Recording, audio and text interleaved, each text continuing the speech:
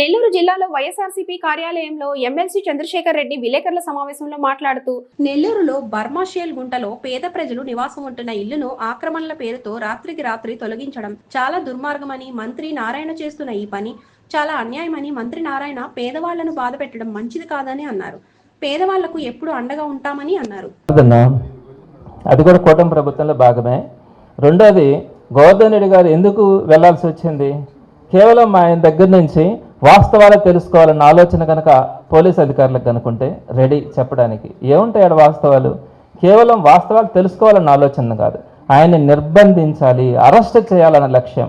So ఎందుకు మనము వాళ్ళందరినీ కూడా మనం తీసుకుంటాం, రిమాండ్లో కానీ ఎందుకు తీసుకుంటాం? వాస్తవాలు తెలుసుకోవాలని. వాస్తవాలు చెప్పడానికి గోవర్ధన్ రెడ్డి గారు ఎనీ టైం అవైలబిలిటీ. దానికి మీరు అరెస్ట్ చేయాల్సిన అవసరం లేదు కదా. ఈయన ప్రత్యక్ష ముద్దాయి కూడా కాదు కదా, ఈయన ఎక్కడ కూడా మైనింగ్ చేసింది కాదు కదా, ఈయన పేరు మీద మైనింగ్ కూడా లేదు కదా. ఇన్ని లేనప్పుడు ఆయన్ని అరెస్ట్ చేసి రిమాండ్ కాలు తీసుకెళ్లి లోపల పెట్టించి ఆ తర్వాత ఆయన దగ్గర నుంచి విచారణ చేయాలనే ఆలోచనతో ఇవన్నీ చేయాలనుకోవడం తప్పు. విచారణ కావాలనుకుంటే, మీకు నిజాలు కావాలనుకుంటే 7 నెలల నుంచి కేసు జరుగుతూ ఉన్నప్పుడు చేయొచ్చు. సో ఇవన్నీ కూడా మీకు అర్థమవుతా ఉన్నాయి. రాబోయే రోజుల్లో కూడా మీడియా ద్వారా అందరికీ కూడా వాస్తవాలు తెలిసే పరిస్థితి అయితే తప్పకుండా ఉంటుంది. సో నేను ఒక్క నిమిషం బ్రేక్ తీసుకొని లోకల్ ఇష్యూ మీద ఒక్కటి మాట్లాడతాను. లైవ్ ఉందా? కంటిన్యూ చేసేసాను అనా? ఏదైనా డెఫినెట్గా మా కేంద్ర పార్టీ దీని మీద ప్రజలకి అవగాహన కల్పించడంతో పాటు దాన్ని విత్డ్రా చేసుకునేంత వరకు పోరాటం చేయాలని కూడా మా అధిష్టాన నిర్ణయం తీసుకోవడం కూడా జరిగింది. అన్ని రకాలైనటువంటి ఆలోచనలు చేస్తామన్నారు. ఇంకా రేపటి నుంచి ఆ ప్రాసెస్ అయితే ప్రారంభమవుతుంది. తర్వాత ఇక స్థానికమైనటువంటి అంశం గురించి ఎన్ని తీసేమా ఇష్యూని మీ దృష్టికి ఒకటి తీసుకొని వస్తాను. నేను ఎప్పుడు కూడా ఒక చిన్నది కూడా ఒక వ్యక్తిని సిస్టమ్స్ మీద నేను మాట్లాడతాను. ఏదైనా తప్పులుంటే వైఎస్ఆర్సీపీ కార్యకర్తలకు కానీ, నాయకులకు కానీ, ప్రజలకు కానీ నష్టం జరుగుతుంది అనుకున్నప్పుడు పోరాడైనా వారందరినీ కూడా ఇబ్బంది లేకుండా చేయాలన్న ఆలోచనతోనే గత 9 నెలల నుంచి కూడా నేను ఇన్ఛార్జిగా వచ్చినప్పటి నుంచి కూడా ముందుకెళ్ళడం కూడా జరుగుతూ ఉంది. అయితే నేను ఈ పరంగా ఒక 2 విషయాలు చెప్తాను. బర్మాషాల గుంట దగ్గర 145 అతి నిరుపేద కుటుంబాలు ఉన్నాయండి. ఎస్సీ, ఎస్టీ, మైనారిటీకి సంబంధించినటువంటి అత్యంత పేదరికంలో ఉన్నటువంటి కుటుంబాలు అవన్నీ కూడా 30 సంవత్సరాల నుంచి వాళ్ళు అక్కడే ఉంటా ఉన్నారు. చాలామంది అంటా ఉన్నారు వాళ్ళకి చాలాసార్లు ల్యాండ్స్ ఇచ్చినారు, మళ్ళా వెళ్ళారు, మళ్ళీ వాటిని నమ్ముకుని మళ్ళీ వెనక్కి వచ్చినారు అని. ఫేక్. ఈ 30 ఇయర్స్లో పాపం వారందరూ కూడా అత్యంత నిరుపేదమైనటువంటి దుర్భరమైనటువంటి జీవితాన్ని పాపం వాళ్ళు గడుపుతూ ఉంటారు.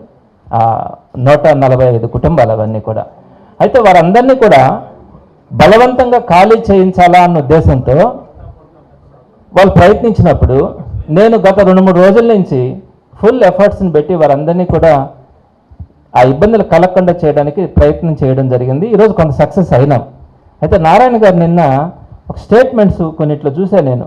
వైసీపీ పుకారులు నమ్మద్దు, వైసీపీ చేస్తున్నటువంటి అసత్య ప్రచారాలు నమ్మద్దు, మేము ఎవరిని బలవంతంగా ఖాళీ చేయించము అని చెప్పిన మాటలు చూస్తే చాలా ఆశ్చర్యం అనిపించింది. ఇట్లా న్యూస్లు చాలా దగ్గరలో వచ్చినాయి. మేమేదో అసత్య ఆరోపణలు చేసినాం. మాకేంటి అవసరం? ప్రజలకు అండగా నిలబడుకోవడమా మేము చేసిన తప్పు? దీని గురించి వాస్తవాలను నేను మీ దృష్టికి తీసుకొని వస్తాను. ఈయన ఏదైతే ఈ ప్రచారం నిన్న ఆయన ప్రెస్ నోట్ రిలీజ్ చేసి చెప్పినాడో నేను దాని గురించి మీకు కొన్ని విషయాల్ని మీ దృష్టికి నేను తీసుకొని వస్తాను. అక్కడ సుమారుగా 35 ఇయర్స్ నుంచి అండి 145 ఫ్యామిలీస్ ఆ రైల్వే ట్రాక్ అనుకొని ఆ బర్మాషాల గుంట దగ్గర ఈ ఎస్సీ, ఎస్టీ, మైనారిటీస్ అందరూ కూడా పాపం పేదరికంలో ఉండేటువంటి వాళ్ళు అక్కడ ఉన్నారు. అయితే వారందరినీ కూడా 2014లో అనుకుంటాను అక్కడి నుంచి వాళ్ళందరినీ కూడా తొలగించి ఆ రైల్వే ట్రాక్ ఎక్స్టెన్షన్ చేయాలని ప్రయత్నం జరిగింది. ఆ రోజు కూడా వైఎస్ఆర్సీపీ అండగా నిలబడింది. వాళ్ళకి చెప్పింది ఒకటే, ఈ రోజు కూడా ఒకటే చెప్తున్నాం, వాళ్ళని బలవంతంగా పంపించకుండా ఎక్కడొక దగ్గర ఇల్లు చూపించండి, వాళ్ళు వెళ్ళిపోతారు. ఇప్పుడు దాకా వాళ్ళకి ఇల్లు ఇవ్వలేదు, స్థలం ఇవ్వలేదు, ఇది వాస్తవం. ఒకవేళ ఇచ్చిందంటే మీరు ఏ నిర్ణయం తీసుకోవచ్చు. ఇవ్వమని 2014లో ఒకసారి అడిగారు, అప్పుడు అదే చెప్పడం జరిగింది. 2018లో కూడా అడిగారు, 2019లో కూడా అడిగారు. అయితే 2020లో గవర్నమెంట్ వచ్చిన తర్వాత కోవిడ్ టైం అయిపోయిన తర్వాత వాళ్ళకి 6 అంకణాల స్థలాలు వాళ్ళందరికీ కూడా కేటాయించడం, కానీ దాంట్లో వారందరూ కూడా హౌస్ కట్టుకోవడానికి సెంట్రల్ గవర్నమెంట్ నుంచి 1,50,000 రూపాయలు, అలానే స్టేట్ గవర్నమెంట్ నుంచి ఒక 30,000 1,80,000 రూపాయలని శాంక్షన్ చేయించడం కూడా జరిగింది. అయితే వాళ్ళు ప్రత్యేకంగా ఇంకా ఇల్లు బాగుండాలని వాళ్ళ కాయ కష్టం చేసుకొని ఇంకొక 30,000 రూపాయలు కూడా కొంతమంది ఆ కాంట్రాక్టర్కి కూడా ఇవ్వడం జరిగింది. అయితే అవన్నీ కూడా ఈ గవర్నమెంట్ వచ్చిన తర్వాత 75% కంప్లీట్ అయిపోయినటువంటి ఆ ఇల్లు అన్నీ కూడా ఆగిపోయినాయి. ఈ 1 ఇయర్లో ఆ ఇల్లులు ఎక్కడ కూడా ముందుకు అడుగు పెట్టాల. అయితే ఈ క్రమంలో ఒక 10 రోజుల క్రితం వారందరినీ కూడా ఆ ఇల్లులు ఖాళీ చేయమని చెప్పి డిపార్ట్మెంట్ వాళ్ళు వచ్చి ఇల్లులు పగలగొట్టారు. నేను మీకు ఇప్పుడు వీడియో చూపిస్తా. వాళ్ళు చెప్తున్నారు కదా, మేము అసలు ఏమీ చేయలేదు, వాళ్ళని ఎట్లాంటి ఇబ్బంది పెట్టలేదు, వైసీపీ చేస్తున్నటువంటి ఇది అసత్య ప్రచారం అన్నారు కదా. ఇల్లులు పగలగొట్టారండి. ఆ కళ్ళ నీళ్లు చూడలేం మహిళలది. ఆ తర్వాత మనకు తెలిసిన విషయం తెలిసిన తర్వాత వారందరినీ కూడా విచారిస్తే చిన్న చిన్న బిడ్డలు, ముసలోళ్ళు, అనారోగ్యవంతులు అందులో చాలామంది ఆ ఇళ్లలో ఉన్నారు. వాళ్ళందరినీ పరామర్శించిన తర్వాత ఆ తర్వాత రోజు మళ్ళా డిఎస్పీ కానీ వీరందరూ కూడా వెళ్ళి మీరందరూ ఇక్కడి నుంచి వెళ్ళిపోకపోతే బలవంతంగా బయట పంపించాల్సి వస్తుందని చెప్పి వారందరినీ కూడా వార్నింగ్ ఇచ్చినారు. ఇచ్చిన తర్వాత అప్పుడు నా దృష్టికి వచ్చినప్పుడు నేను ఆ రోజు ఆర్డీఓతో మాట్లాడాను, కమిషనర్తో మాట్లాడాను, తహసీల్దార్తో మాట్లాడాను. వాళ్ళందరూ కూడా ఒకరి మీద ఒకరు చెప్పుకుంటున్నారు, చూద్దాం చేద్దాం అని చెప్తా ఉన్నారు. ఆ తర్వాత మళ్ళా 4వ తారీఖున అక్కడ అనౌన్స్మెంట్ ఒకటి చేయించారు, వెహికల్ పంపించి 6వ తేదీ సాయంత్రం లోపల మీరు కనుక ఖాళీ చేయకపోతే 6వ తేదీ సాయంత్రం మీకు కరెంట్ కట్ చేస్తాం, 6వ తేదీ నైట్ జేసీబీని పెట్టి ఈ ఇళ్ళన్నింటిని కూడా పగలగొడతామని చెప్పి అక్కడ అనౌన్స్మెంట్ ఆటో పెట్టి అనౌన్స్మెంట్ చేయించారు. ఆ రోజు నేను అది తెలుసుకొని నేను మళ్ళీ కలెక్టర్ గారితో మాట్లాడాను. కలెక్టర్ గారు చాలా పాజిటివ్గా రెస్పాండ్ అయినారు. మీరు చెప్పేది నిజమండి, వాళ్ళని రోడ్డు మీద నిలబడి నేను ఆయనతో ఒకటే చెప్పాను, సార్ వాళ్ళని కనుక మనం ఈరోజు అవన్నీ కనుక బలవంతంగా జేసీబీ పెట్టి కనుక ఆ ఇల్లు కనుక తొలగిస్తే వాళ్ళ చెట్ల కింద ఉండాలన్నా కూడా ఎండాకాలంలో ఉండలేరు సార్, వాళ్ళకి చిన్న నీడ కూడా లేదు అని చెప్పి నేను రిక్వెస్ట్ చేసిన తర్వాత కలెక్టర్ గారు పాజిటివ్గా రెస్పాండ్ అయ్యి వెంటనే ఆయన ఆర్డీఓకి ఫోన్ చేసి ఆర్డీఓ నాకు ఫోన్ చేసి చెప్పారు, సార్ ఇబ్బంది లేకుండా చేస్తామని చెప్పి నాకు 4వ తేదీ సాయంత్రం నాకు చెప్పడం కూడా జరిగింది. అయితే మళ్ళీ 5వ తేదీ మళ్ళీ ఆటోని పెట్టి మీ ఇళ్ళన్నింటినీ కూడా రేపు సాయంత్రం కూలదోస్తామని చెప్పి మళ్ళీ అక్కడికి మనిషిని పంపించారు. అప్పుడు మేము అక్కడికి వెళ్ళి అక్కడ పరిస్థితిని అంతా చూసి అప్పుడే అక్కడ ఒక మనిషి కూడా చచ్చిపోయాడు. ఆ చనిపోయిన వ్యక్తి దగ్గర కూడా కొద్దిసేపు ఉండి వాళ్ళందరికీ కూడా ఒక ధైర్యాన్ని చెప్పాం, మీకేం కాదని చెప్పి మళ్ళీ వాళ్ళందరినీ తీసుకొని కలెక్టర్ గారి దగ్గరికి వెళ్తే కలెక్టర్ గారు చెప్పినటువంటి మాట ఏంటంటే టిట్కో హౌసెస్ మనకి ఖాళీగా ఉన్నాయి, టెంపరీగా వీళ్ళందరినీ టిట్కో హౌసెస్లో పెడతాం, ఆ తర్వాత వాళ్ళందరికీ కూడా ఓన్ హౌసెస్ కన్స్ట్రక్షన్ కంప్లీట్ అయిపోయిన తర్వాత వీరందరినీ కూడా అక్కడికి షిఫ్ట్ చేస్తామని చెప్పి ఆ రోజు ఒక మాట కూడా ఆయన చెప్పినారు. నిన్న చెప్పిన తర్వాత అదే మాటను వాళ్ళకి చెప్పి వాళ్ళకి ధైర్యాన్ని చెప్పడం కూడా జరిగింది. అయితే ఈ ప్రాసెస్ అంతా జరిగి మేము ఇంత కష్టపడిన తర్వాత నిన్న సాయంత్రం నారాయణ గారి దగ్గరికి కూడా వీళ్ళు వెళ్ళారు.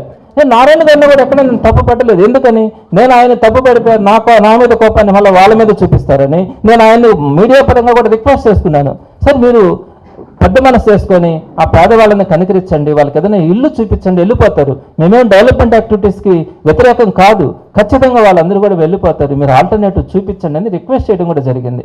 అయితే వైసీపీ వాళ్ళు చేస్తున్న అసత్య ప్రచారాలు నమ్మొద్దని చెప్పి ఆయన ఒక ప్రెస్ నోట్ పంపించినారు. దాంట్లో మీడియాలో కూడా చాలా వచ్చింది. నేను చాలా బాధపడ్డాను. నేను ఎప్పుడు కూడా ఆయన్ని వ్యక్తిగతంగా విమర్శించాలనుకోలే, తప్పైతే తప్పనే చెప్తాం. పేదవాళ్ళు కళ్ళ నీళ్ళు వస్తాయి వాళ్ళ విషయాన్ని చూసినప్పుడు.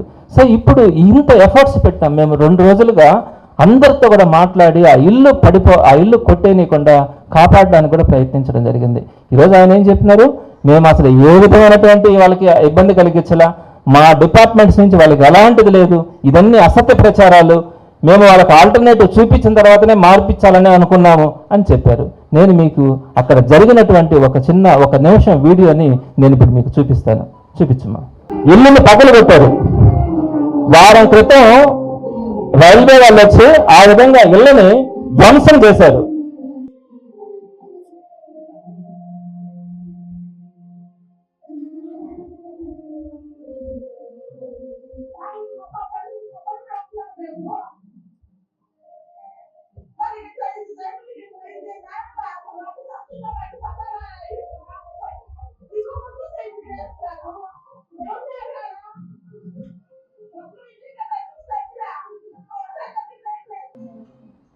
తప్పు కదండి. అదేవిధంగా తర్వాత రోజు మళ్ళీ పోలీస్ ఆఫీసర్స్ వెళ్ళి మీరు వెళ్తారా లేకుంటే మేము జేసీబీ పెట్టి మిమ్మల్ని బలవంతంగా బయట పంపించాలని అని చెప్పిన వీడియో కూడా మీకు చూపిస్తాను.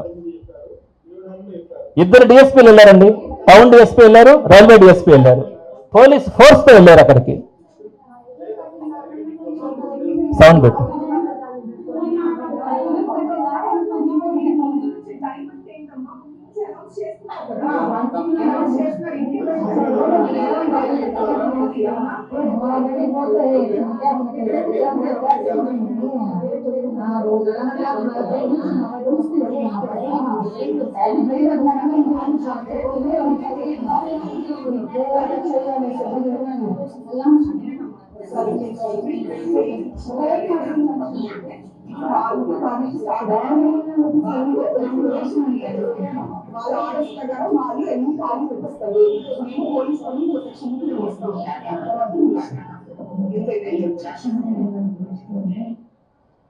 వాళ్ళు చెప్పింది ఏంటి, మీకు క్లారిటీ ఉందో లేదో రాజశేఖర్ ఈ వీడియోస్ రెండింటిని కూడా మీడియా గ్రూప్లో వేయి.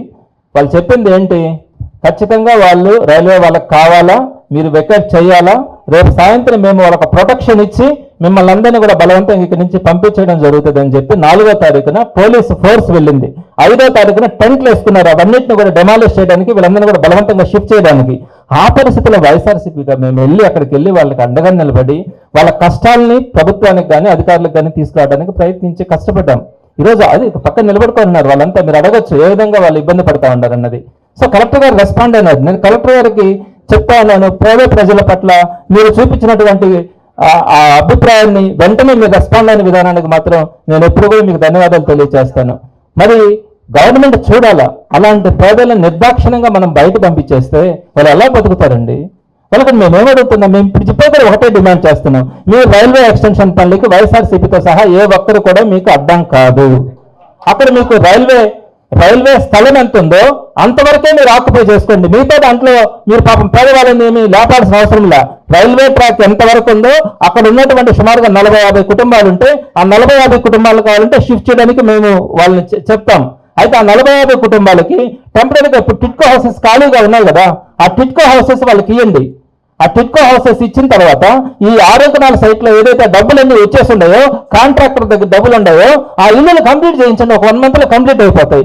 కంప్లీట్ చేయించి వాళ్ళు అక్కడి నుంచి అక్కడికి షిఫ్ట్ చేయండి. ఎవ్వరు కూడా ఇబ్బంది పడదు.